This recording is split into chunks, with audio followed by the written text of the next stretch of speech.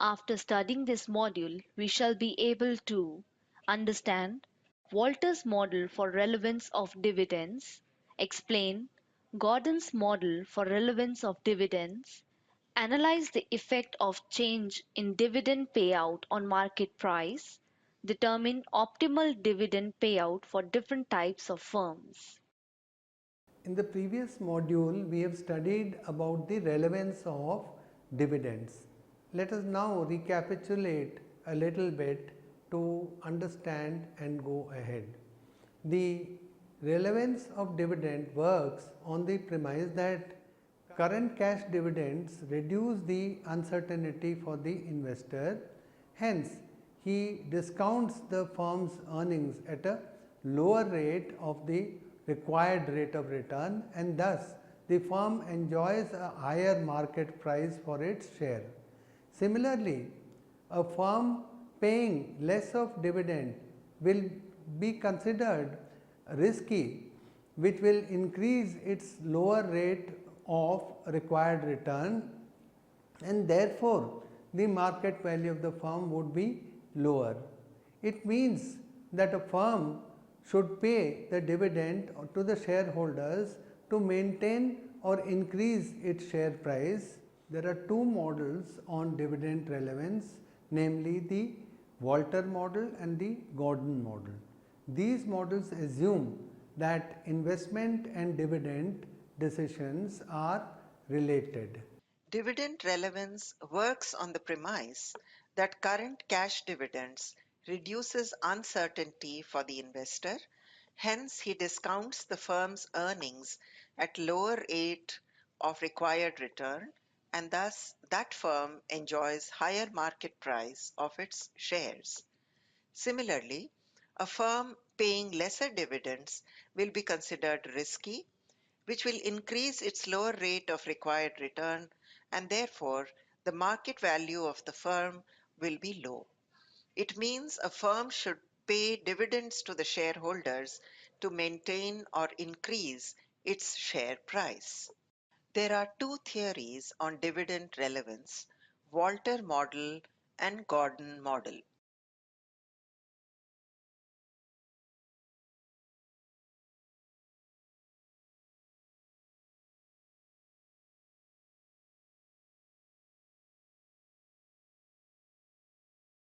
Walter model is one of the earliest theoretical works on dividend relevance proposed by Professor James E. Walter. This model establishes relationship firms' cost of capital K, firm's required rate of return R with the market value P. That is, it tries to find out the dividend policy which will maximize the wealth of the shareholders. This relationship can be explained as shown, where D is dividend per share, E minus D is retained earnings per share. The formula given by Walter can be divided into two parts. Here, the first part is the present value of an infinite stream of dividends, while the second part is the present value of an infinite stream of returns on investments made from retained earnings. Therefore, as per Walter's model, the market value of the share is the sum of expected dividends and capital gains. This formula can be explained as shown, where D stands for dividend per share, E minus D for retained earnings per share, R for rate of returns on investment, and K for cost of capital. Walter's model is based on certain assumptions. The firm uses retained earnings, also known as internal financing, for all the investments. It does not issue fresh capital. Also, the firm's required rate of return on investments R and the cost of capital K are constant. It is assumed that the firm has an infinite life and there are no taxes. The idea is that the investment and dividend decisions are related to each other in the sense that enough profitable opportunities exist then the firms should not distribute dividend. We shall now discuss the share or valuation using the Walters model. As per Walters model, the following formula is used for share valuation. P is equal to D plus E minus D multiplied by R divided by K whole divided by K. Therefore, in this equation, P is the price per equity share, D is the dividend, E is the earnings, E minus D are the retained earnings per share, and R is the rate of return on investment, and K is the cost of capital. This formula can be divided into two components as given below. P is equal to D divided by K plus E minus D multiplied by R divided by K whole divided by K. Here, the first part is the present value of an infinite stream of dividends, while the second part is the present value of an infinite stream of returns on investment made from the retained earnings. Therefore, the market value of the share is the sum of the expected dividends and the capital gains. Therefore, the market value of the share is the sum of the expected dividends and capital gains. There are three types of firms as per the development and availability of investment opportunities. The dividend payments for firms depends on investment prospects. Firstly, we will understand growth firms. These firms have ample investment opportunities in hand and their rate of growth is very fast. The only reason is that their rate of return is higher than the cost of capital. Firms reinvest their retained earnings at higher rates of return and get better returns for them. Therefore, they will reap more benefits out of retaining their earnings and having a better market share price. Normal firms have achieved their threshold of investment opportunities. They don't have sufficient profitable opportunities which can yield them rate of return higher than the cost of capital. The returns earned on investment are equal to the cost of their capital. In such situations, the dividend policy will not make any difference to the market value of such firms. Declining firms don't have any profitable investment projects to invest their retained earnings, as the rate of required return is lower on the projects than the cost of capital. In such situations, firms don't need to retain any of the earnings. Rather, they should be distributed to the shareholders, which can then be invested by them at better rate of returns. Therefore, as per Walter's model, firms will incorporate different kinds of policies depending on the situation, that is, the availability of investment opportunities. If a firm is earning higher returns on its investments than the cost of capital, it is better to retain all the earnings for financing the investments.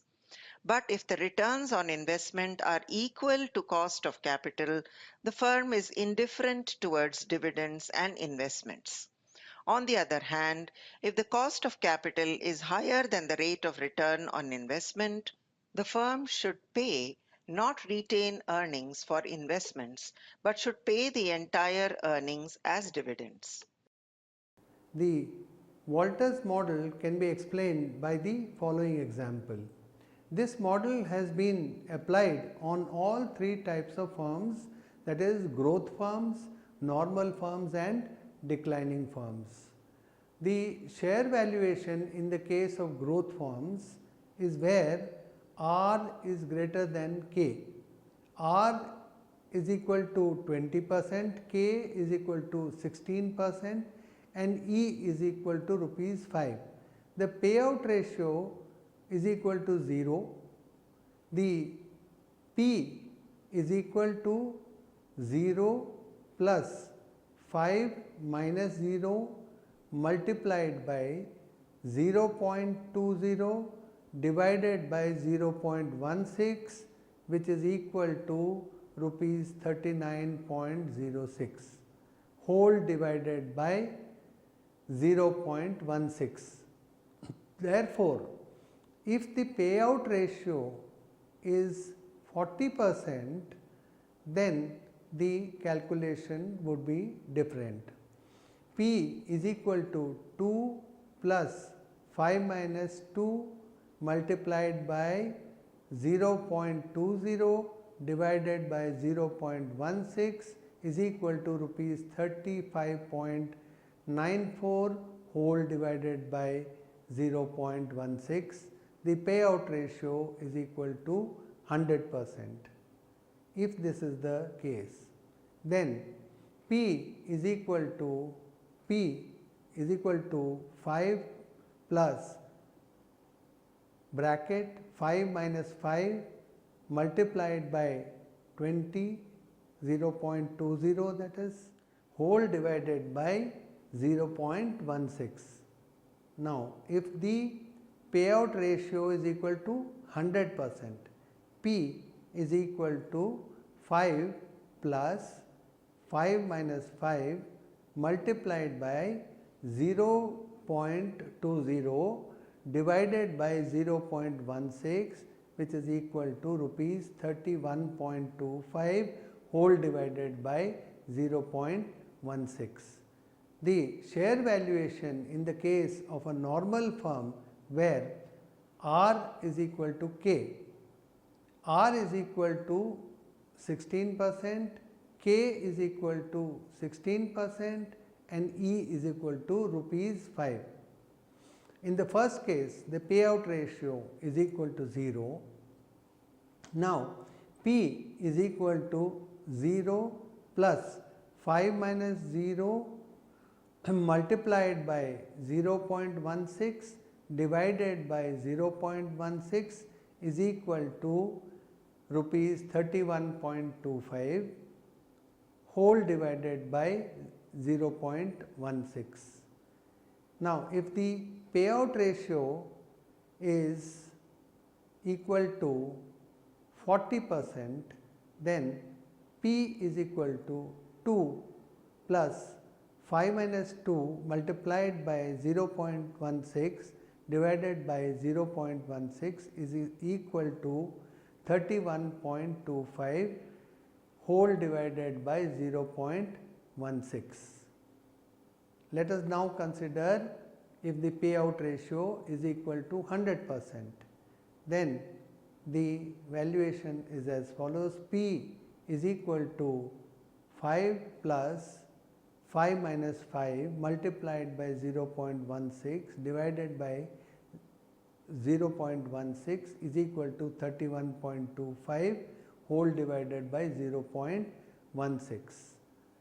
The share valuation in the case of a declining firm, that is R is less than K, here R is equal to 10%, K is equal to 16%, E is equal to rupees 5. Now, we take up the case where the payout ratio is equal to 0. P is equal to 0 plus 5 minus 0 multiplied by 0.10 divided by 0.16 is equal to 19.53 whole divided by 0.16. Now, if the payout ratio is 40%, P is equal to 2 plus 5 minus 2 multiplied by 0.10 divided by 0.16 is equal to rupees 24.22 whole divided by 0.16. Lastly, if the payout ratio is 100%, P is equal to 5 plus 5 minus 5 multiplied by 0.10 divided by 0.16, which is equal to rupees 35.16 whole divided by 0.16. Walter's model suffers from criticism as the assumptions don't fit in the real world. No external financing. In reality, the firms resort to external equity. Moreover, by following this assumption, the firm will not be able to reap the advantages of optimum capital structure. This assumption will only apply in cases where pure equity financing is done by equity or firms which don't follow a debt equity norm. This model assumes that the required rate of return is constant. This assumption again does not hold true in the real world. The profitable projects enjoy higher rate of returns. But as more and more investments are being undertaken, the profitability of the projects reduces. Firms will make investments till the time when required rate of return is equal to the cost of capital. Profitability is a matter of various factors. Constant opportunity cost of capital, K. The cost of capital is a function of the firm's riskiness. The higher the risk of the firm, the expectations of the investors, and the discount firm's earnings at a higher rate, and thus affects the share price. Gordon also proposed a model on dividend relevance that states that the market value gets affected by dividend policy. As per the formula, market value is a result of various factors which include earnings, retained earnings, rate of return expected by investors, and cost of capital.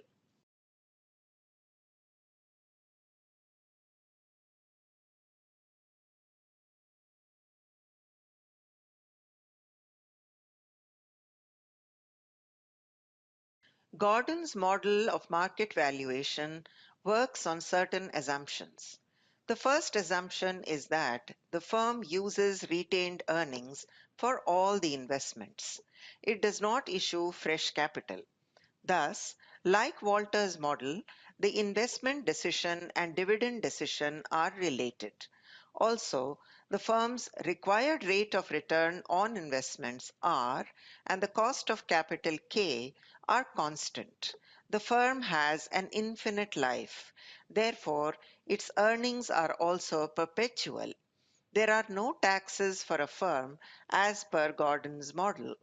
The retention ratio B, once decided, is constant. Growth rate G is equal to BR.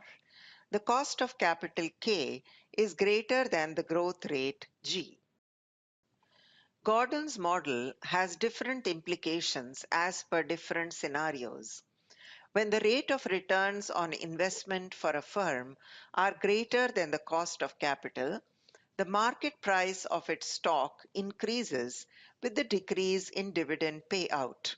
The logic is that the firm can invest the retained earnings rather than distributing the dividends or decreasing the dividend payout so that the future share price is maximized.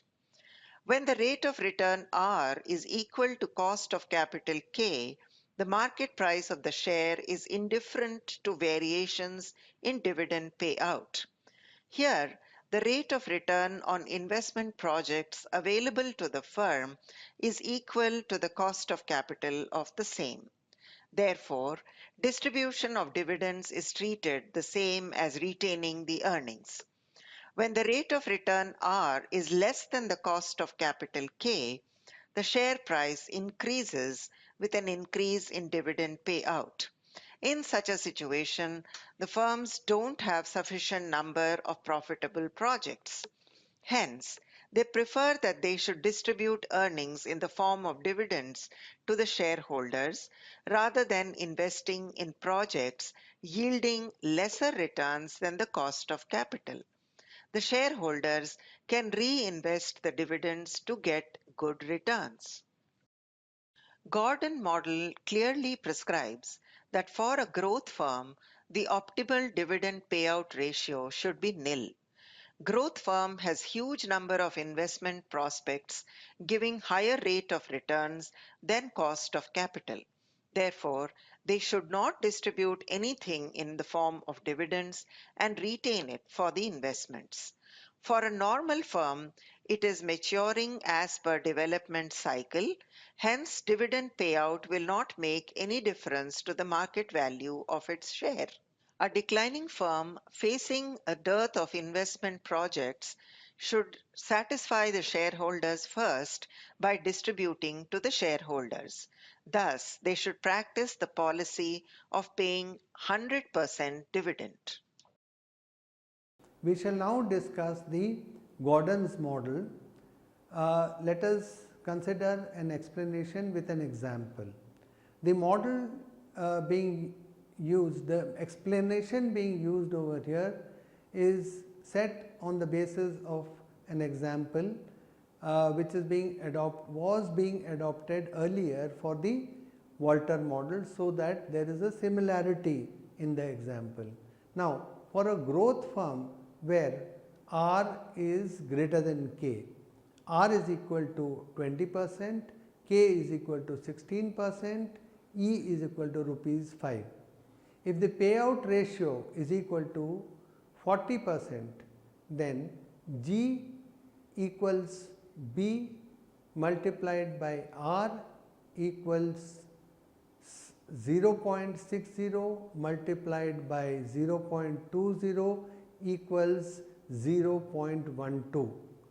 P therefore equals 5 bracket 1 minus 0.6 bracket closed whole divided by 0.16 minus 0.12 equals rupees 50.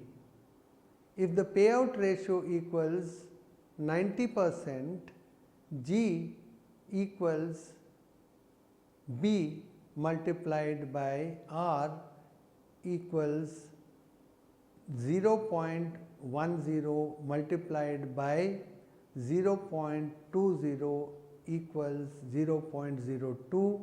Therefore, P equals 5 bracket 1 minus 0.1 equals rupees 32.14 whole divided by 0.16 minus 0.02. Share valuation in the case where the normal firm where R equals K. R equals 16%, K equals 16%, E equals rupees 5. The payout ratio being equal to 40%. G equals B multiplied by R equals 0.6 multiplied by 0.16 equals 0.096. P equals 5 within brackets 1 minus 0.6 equals rupees 31.25 whole divided by 0.16 minus 0.096. The payout ratio being equal to 90%. G equals B multiplied by R equals 0.1 multiplied by 0.16 equals 0.016. P equals 5 bracket 1 minus 0.1 equals 31.25 whole divided by 0.16 minus 0.016. So, the valuation in the case of the declining firm, we now have R less than K. R equals 10%, K equals 16%, E equals rupees 5. If the payout ratio is 40%, G equals B multiplied by R equals 0.6 multiplied by 0.10 equals 0.06. P P equals 5 bracket 1 minus 0.6 equals rupees 20 whole divided by 0.16 minus 0.06. Now, if the payout ratio is 90%, G equals B multiplied by R equals 0.10 multiplied by 0.10 equals 0.01. P equals 5 bracket 1 minus 0.1 equals rupees 30 whole divided by 0.16 minus 0.01. If the payout ratio is 100%, G equals B multiplied by R equals 0 multiplied by 0.10 equals 0. P equals 5 bracket 1 minus 0 equals rupees 31.25 whole divided by 0.16 minus 0. Dividend is relevant as shareholders have a perception that dividend paying firms are less risky. There are two models on dividend relevance, the Walters model and the Gordon model. Both these models assume that dividend and investment decisions are related. These models assume that there is a constant rate of return, firms do not rely on external financing, and that there are no taxes. Growth firms follow zero payout as per dividend relevance models. Normal firms are indifferent towards dividend payout, and declining firms pay 100% payout. Both these models have been criticized due to the unrealistic assumptions. Both Walter and Gordon model work on the same assumptions. Therefore, the criticism of Gordon's model is the same as the criticism of Walter's model.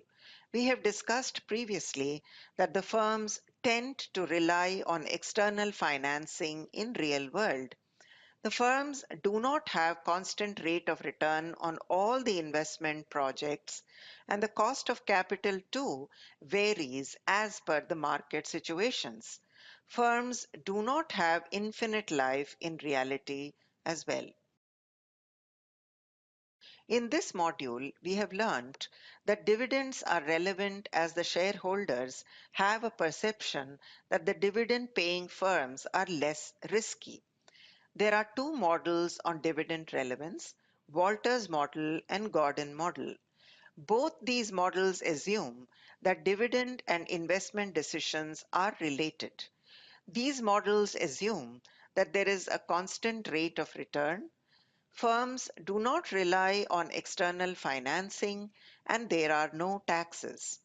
Growth firms follow zero payout as per dividend relevance models. Normal firms are indifferent towards dividend payout, and declining firms follow 100% payout. In the previous module, we have studied about the relevance of dividends. Let us now recapitulate a little bit to understand and go ahead. The relevance of dividend works on the premise that current cash dividends reduce the uncertainty for the investor.